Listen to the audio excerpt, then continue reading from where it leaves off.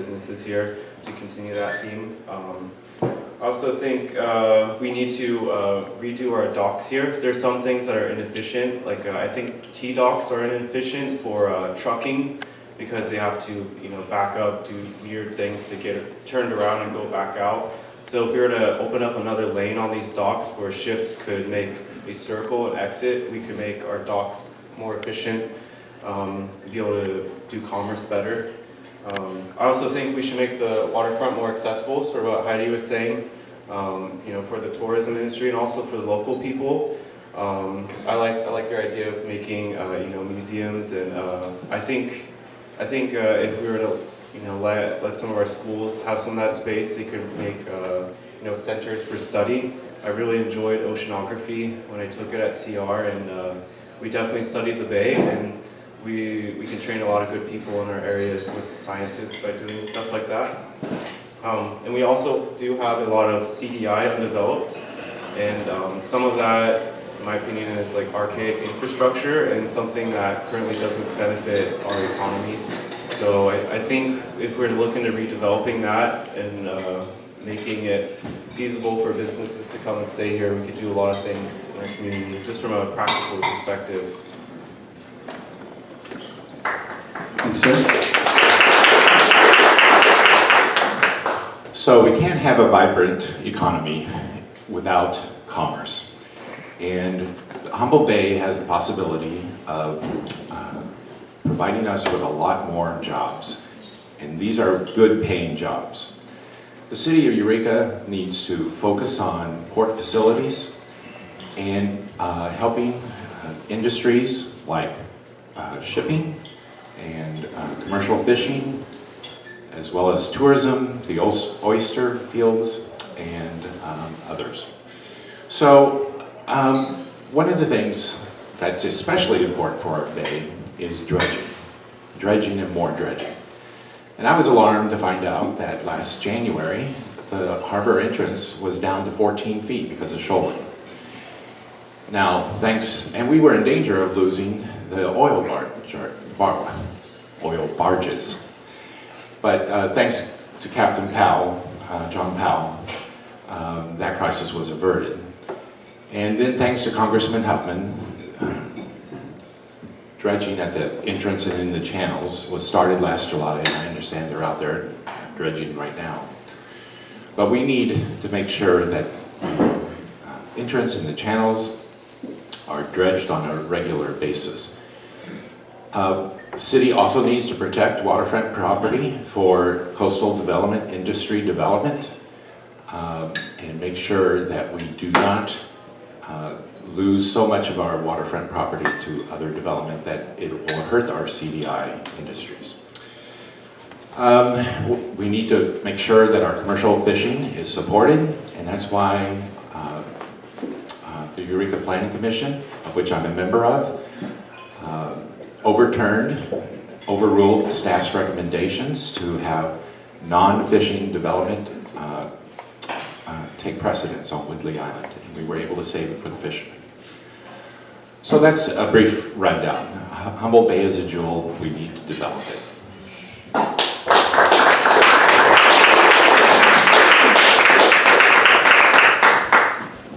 Good job. Second question goes to Austin. Austin. What improvements on Highway 299, I'll start again. The improvements on Highway 299 will soon be completed. What do you envision the economic impacts will be on the Port of Eureka? So you're talking about the Buckhorn Summit, right? So I understand they redid the Buckhorn Summit to allow legal way for container carrying trucks to come into the area, because currently it was considered unadvisable for 299.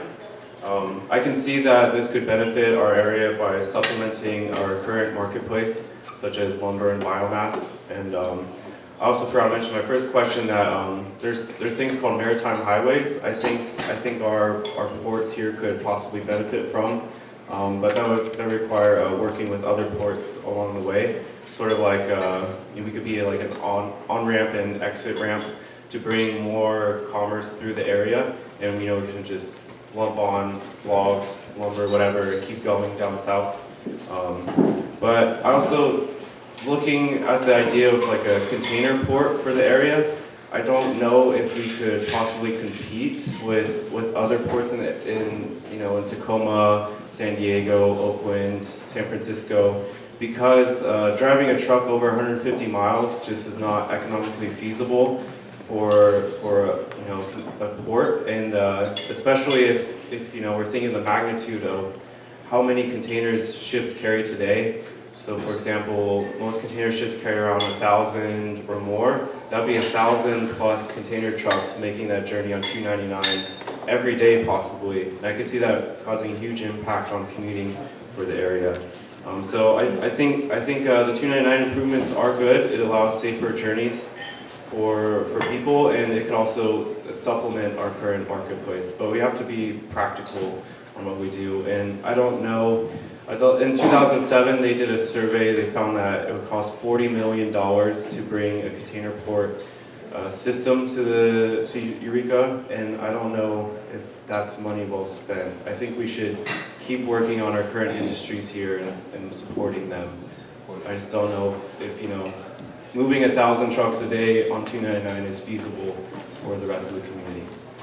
Thank you, sir. John, you want me to repeat the question? No, I got it.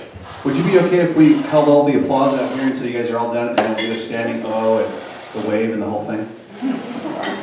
Are you guys okay with that up there? Yeah. All right, cool. Thank you. So transportation competitiveness is something that's hurt Humboldt County from ever since there was a Humboldt County. I'm sure in the gold rush days they had the same problems with transportation. And for the last 30 years, I've been hearing Caltrans in the state talk about improvements on 299, and finally we're getting it done. And nobody has ever accused Caltrans of working fast. So this is really important to Humboldt County. We have in the past been limited in our trucking by the size limitations of the trucks, back both for the north and the south and going to the east. And now we'll be able to have the STA trucks come into Humboldt County. And this will only be good for Humboldt County. I just wish it had been done a lot earlier.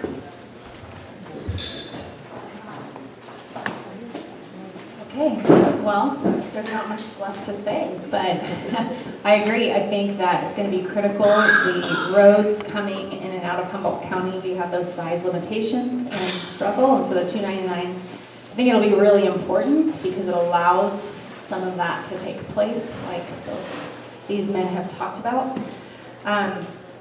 And a working harbor is critical for our port, and that's what we're talking about today. And so I think that's important as well as accessible roads. You have to have both. There are some other things that you also could have, but I won't get into any of that yet. So, but I think that it's going to be really critical. I am very excited about that being done. I think also for the commute, because people are struggling with the commute right now. So I really feel for the people going over that to the 299 right now. So I hope that that can be done quickly before all the rains come and create more problems. But Good job, guys. Third question goes to John. I can't wait for him to open up Willits, man. Willits is just a painful experience. yes. Getting close though. Right. Last question, John, you'll be first. May I read it? You bet. What areas along Eureka's waterfront and tidelands would you prioritize for maintenance dredging to promote commerce and safety? Well, maintenance dredging is something that has been needed and hasn't been done on a regular enough basis. And hopefully the new dredge bought by the Harbor District will help get that maintenance on a regular schedule. But we need to dredge along the Eureka Boat Basin, and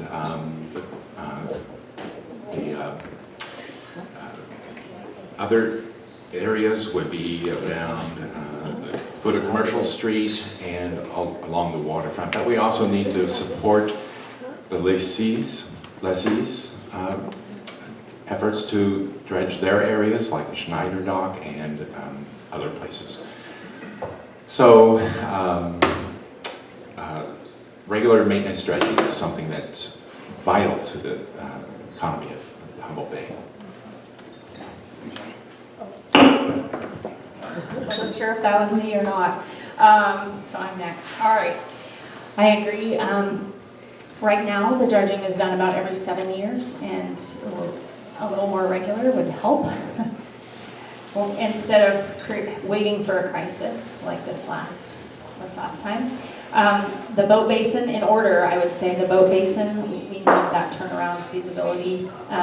Commercial street dock, C street, F dock, and a guest dock and boat ramp.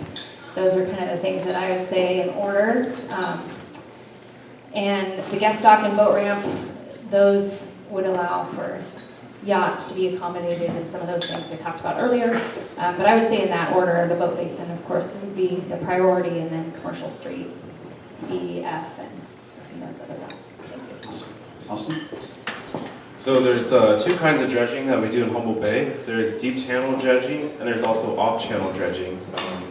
So deep channel is done by the Army Corps of Engineers right now, and I believe we need to extend our dredging from the Schneider docks all the way to Green Diamond, and those are the docks that the log ships come in, biomass, and cruise ships possibly. We must continue to work with the Army Corps of Engineers to prioritize what we use today. And then there's also off-channel dredging, which is like the marina, and it's higher elevation dredging. So the Harbor District did buy a dredge. It's fully functional, ready to go, restored, and we just have to think of an affordable and low-impact environmental way to remove the dredging material, and I think flow lane dredging is the best way to do this. So our smaller dredge basically has a pipe, a hose that shoots out, the mud, silt, clay stuff, and so by putting this flow lane, it's called flow lane dredging, where they put it into the deep channel, it will be carried out with the tide, and I think that's the most affordable, cost-effective, and low impact on the environment to dredge that way. And yeah, so we fall behind on this off-channel dredging. Sometimes you see boats listing at the marina on low tides, and it's something we definitely need to keep up on and work with the Harbor District. And if we can keep it affordable, we can do it more often. So that's what I really want to try and focus on, is finding the best low impact and practical way to get things done. Good job, guys. I'm going to open it up for the floor. Are you guys willing to take up a couple questions? Sure. You said there were 4 questions. Did I? Yeah, so So I'm going to ask you a scared me. I guess I'll only make one needed up. 3. Where did Matthew get his socks? Those are awesome. I can probably answer Don't that. answer that. Would you all like to ask, kind of open it? Now, would the way to do this to be let them answer all the questions, Mr. Mayo? Would that seem fair? If you have Each 4, candidate- you want a question. I want a question, and then let them all answer the same. Yeah, absolutely. Sir. So sticking on dredging. You need a microphone. You don't need a mic. Dennis doesn't need Sticking on dredging. Each and every one of you said there was a crisis about the dredging this year. But there need not have been a crisis. There was no reason to have a crisis. We have the preeminent scientist in the world sitting on the Harbor Commission. Everyone, even a brush-okie like me from McKinleyville, understands that in El Nino years, the way the silt moves is twice. At the city, you need to take the lead and have the Harbor Commission work with you so that there is no such thing as a crisis. Relationships developed with our congressman and the Army Corps have to be in a long-term plan. Do you have any comments on that? I agree. It's all about collaboration. I mean, that's how anything is done in politics and working together. It's all about teamwork and cooperation. So, yeah, if there's any crisis, please forward it on, because we'd love to help. Well, I guess if my opponent agrees, I must disagree. No, I agree, Dennis. And it will require closer working with the City of Eureka and Congressman Huffman and the Harbor Commission. I agree.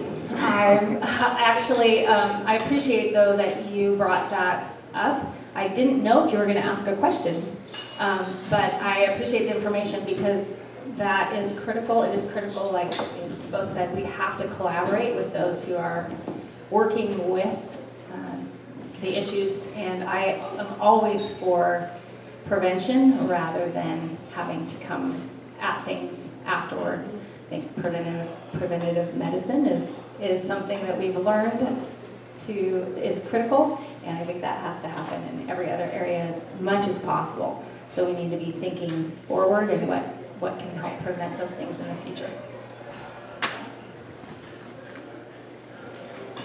Richard?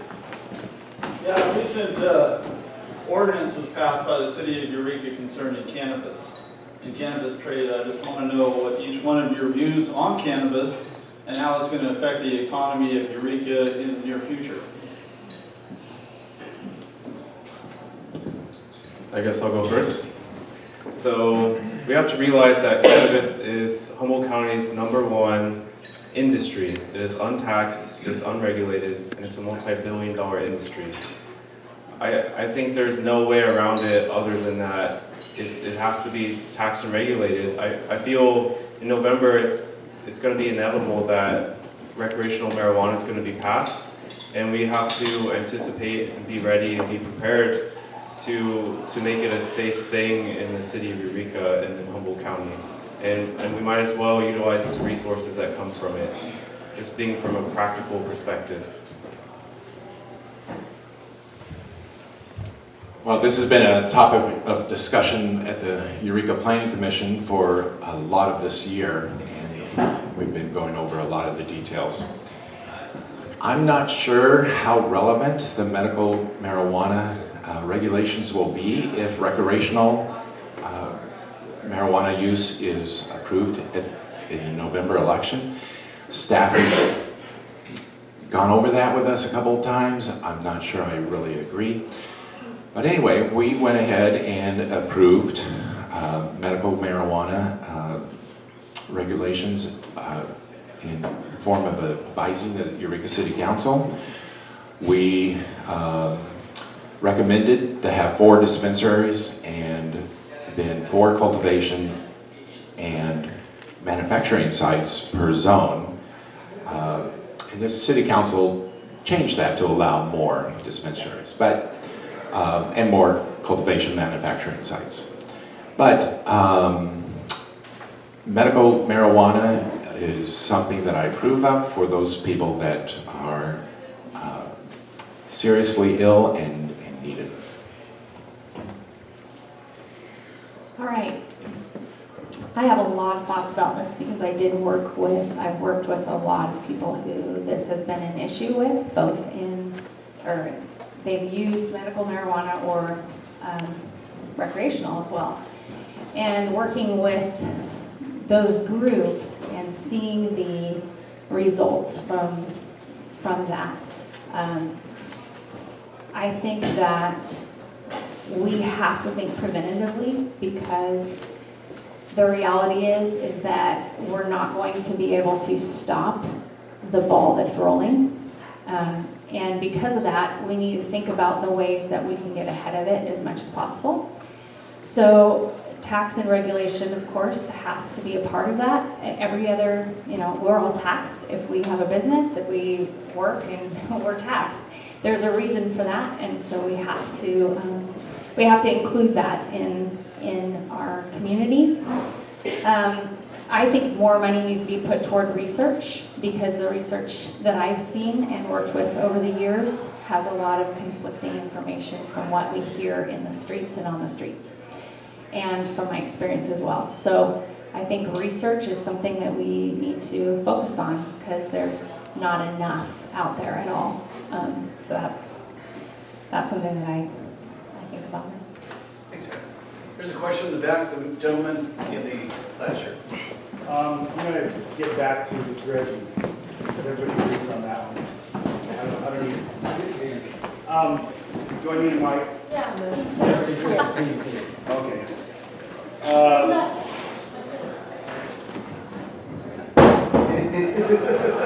Now I forgot what I was gonna say.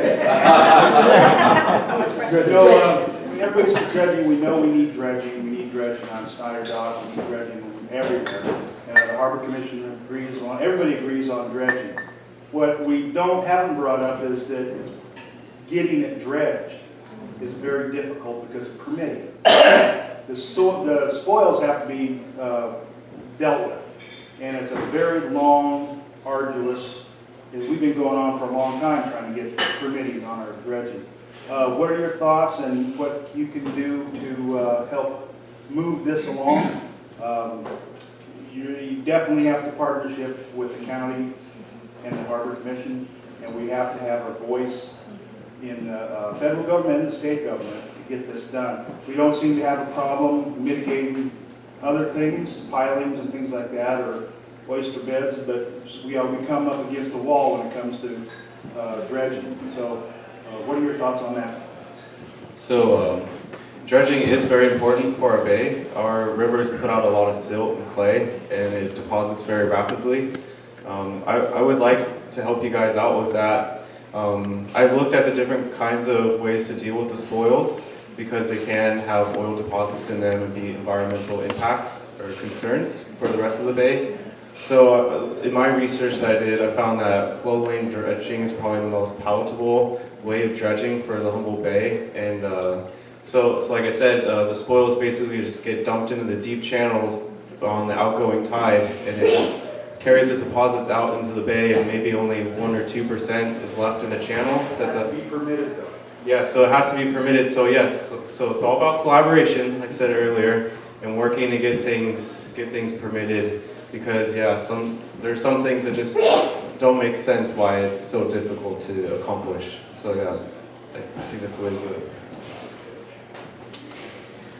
I'm learning a lot, which I'm grateful for, and I appreciate all of your guys' working knowledge of these things, because you guys are the ones who have the history and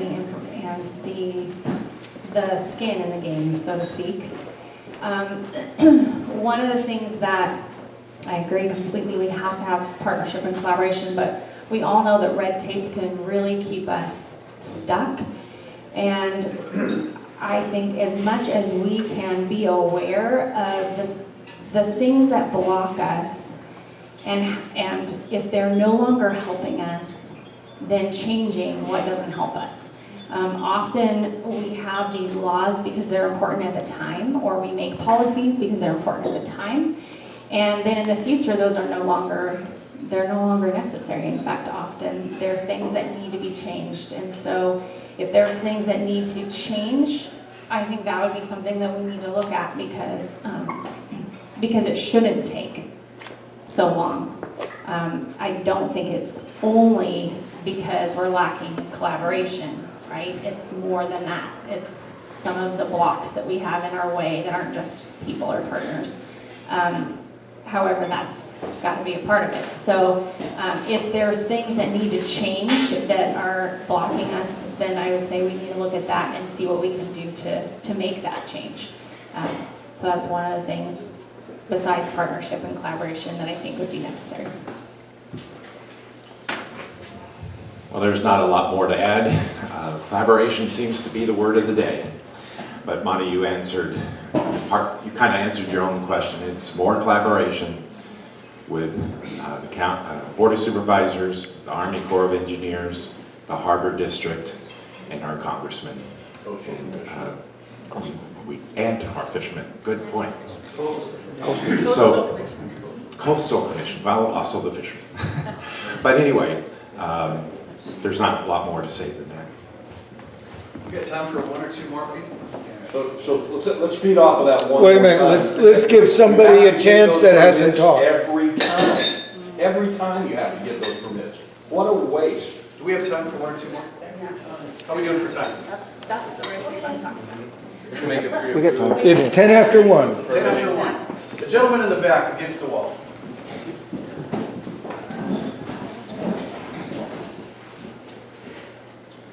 Can you spell that name? Ken Sawatsky, not Dennis Mayo. I have a question. I want to go back to what you were talking about on the cannabis issue. I have a kind of a follow-up question.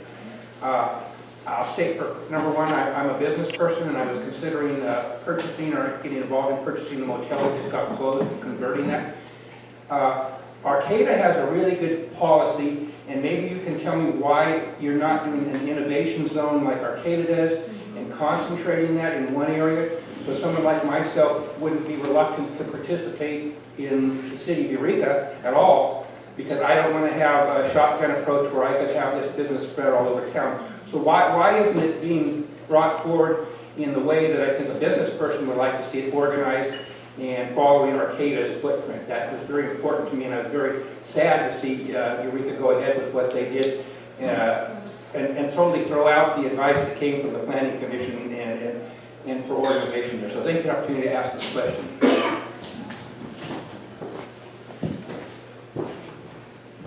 So I think in the city there's a lot of zoning problems. Like, that would have been a very approachable thing to do what Arcata does, is just sort of lock them in, you know, in one zone, in one area of the city, and everyone knows where to find it, obviously. So yeah, it's going back to red tape on there. You know, there's some issues on where businesses can you know spread out or establish themselves in the city of Eureka. And I think we have to look at ways to work on that and make it easier for businesses or districts, so to say, to set up in certain parts of the city. Well, actually, I don't think that's a bad idea at all, but Eureka does have some problems with the Coastal Commission controlling a large part of the land. Obviously, other large parts of the city are residential areas, and you don't want it in there. But I would like to see some more thought given what you just suggested. I think it's a great question.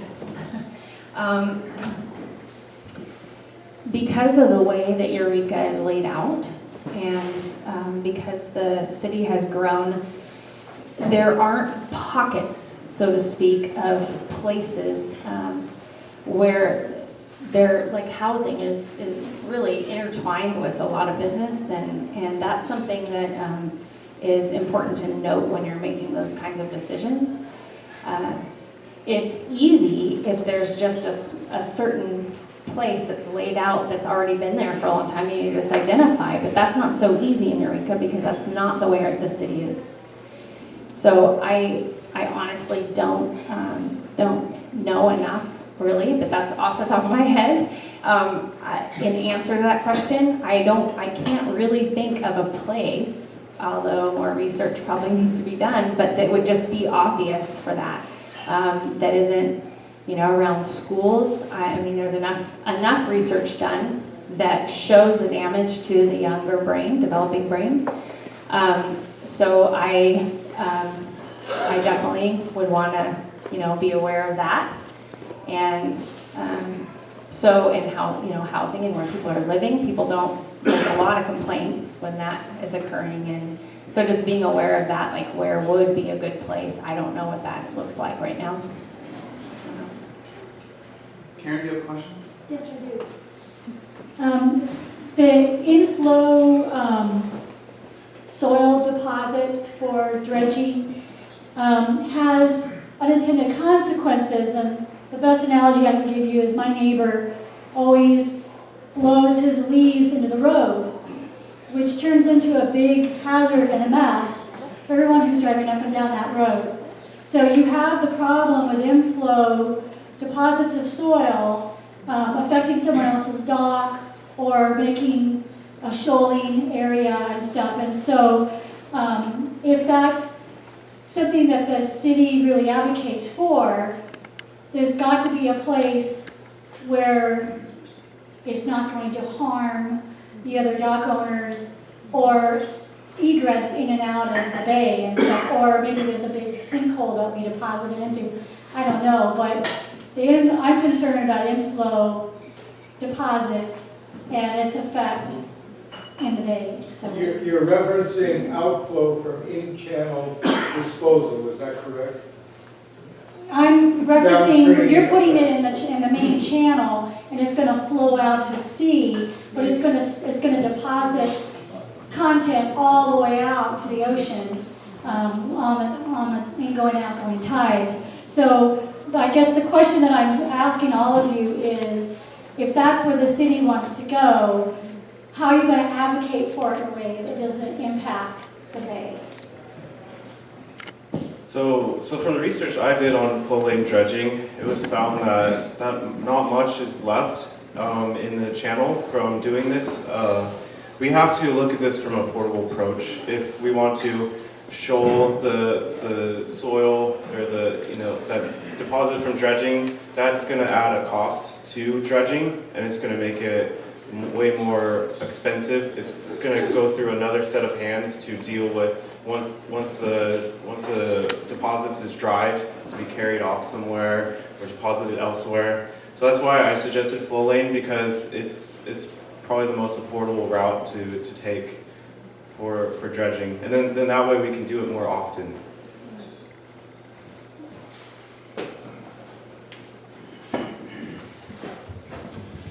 I've heard your concerns before, Karen, and but that is really not my expertise, and I just don't know enough about the subject to pretend I know the answer to it, but it is a concern. That's what I was going to say. I honestly need to research more to even discover some of that, because I wasn't ready for that today. But I think that's something to consider and be aware of for sure. And it is a concern that needs to be looked into, and how we could address that for future dredging. And we have time for one more. Yeah, yes. Excuse me, let me just get to back here. State your name, please. My name is Minnie Wolf. Prior to the time you considered running for city council, how many Eureka City Council meetings have you actually attended? So that would be like before August of this year. That's a great question.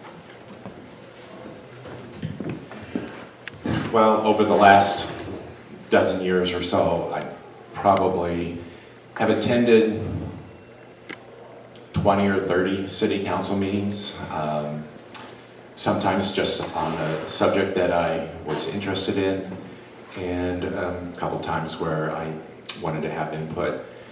And I tell you, some of those meetings were long, but I've stuck them out. So 20 or 30 over the last dozen years or so. The man with experience. The man with experience, I just said. I actually have never sat in a city council meeting. I've seen them on TV.